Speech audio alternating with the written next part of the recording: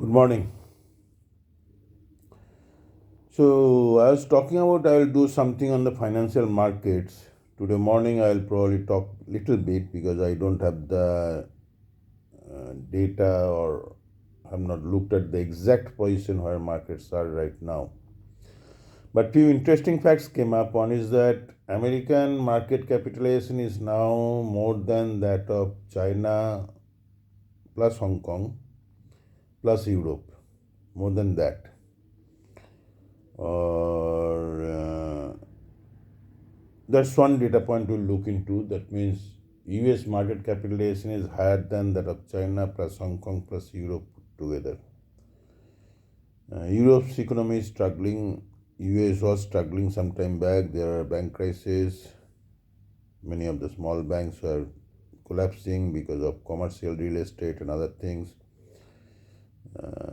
Things have improved now for whatever reasons, perception, Trump coming in, deficits will be cut, whatever. Second data point is that Australian dollar and Indian rupee both again touched all-time low, or if not Australian dollar, Indian rupee touched all-time low again, around 86. So one point I want to highlight, I have studied that sometime back, say 10, 15 years back, I studied that. I have not relooked at what the status of the studies now is. In China, the stock market return has not been phenomenal, but what has been phenomenal is the job creation, economic growth, stability of the yuan in spite of the recent Chinese drawdowns.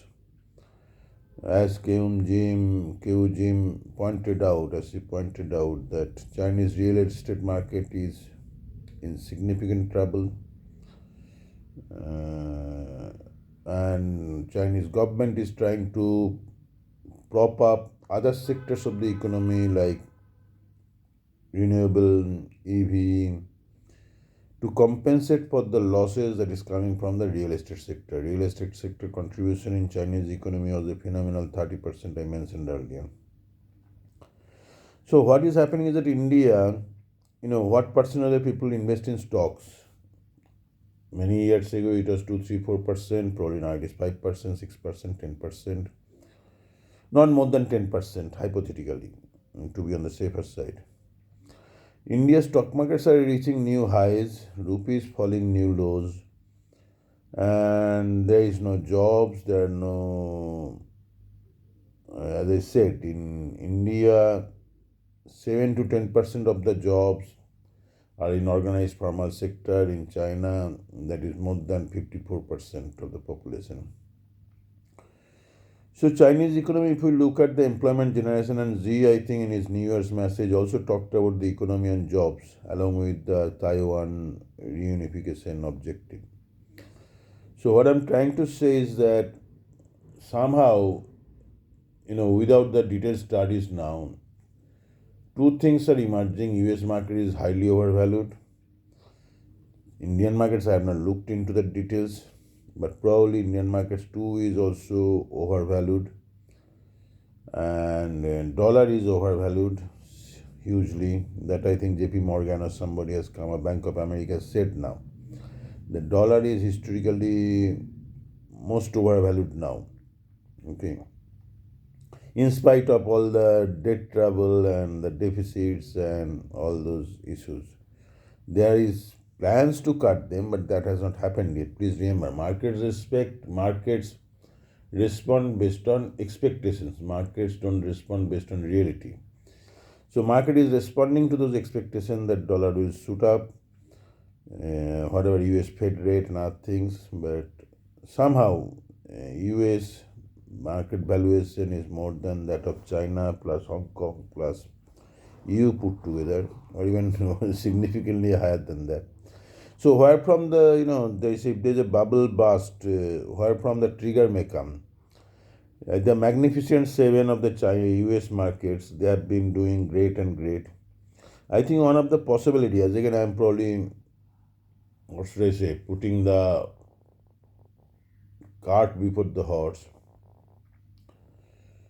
Without details, one should not talk. But there is a possibility. What I was reading about this Chinese market or Chinese progress in AI vis-a-vis much of the gains in US Magnificent Seven may be due to AI optimism.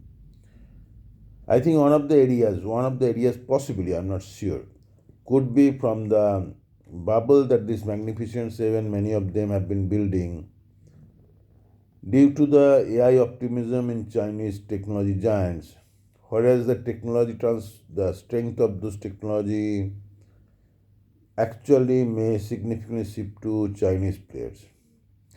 So, point I'm trying to make is that be it Alibaba, be it this TikTok parent, be it Sina, be it Tencent, whatever other Chinese players are, I don't know much of them, they will significantly gain not only in AI market globally but on technology landscape.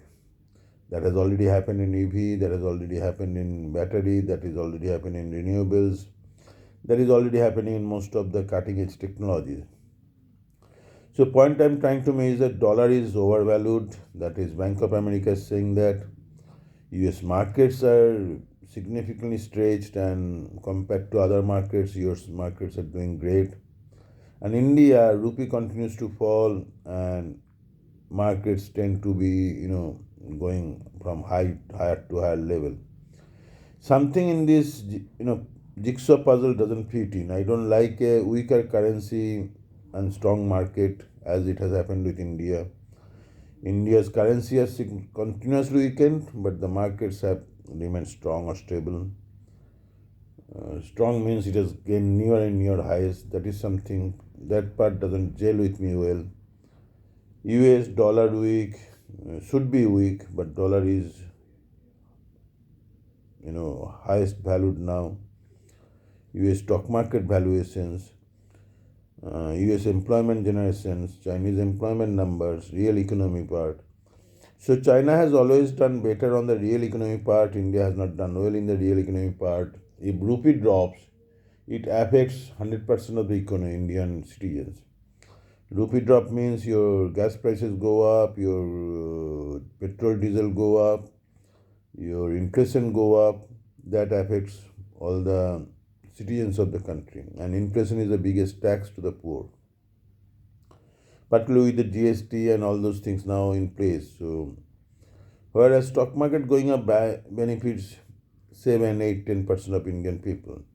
And that's the way probably incoming inequality in India also exacerbating, because when the stock market gains, the rich gains, but when the inflation goes up, when the rupee declines, the whole nation suffers.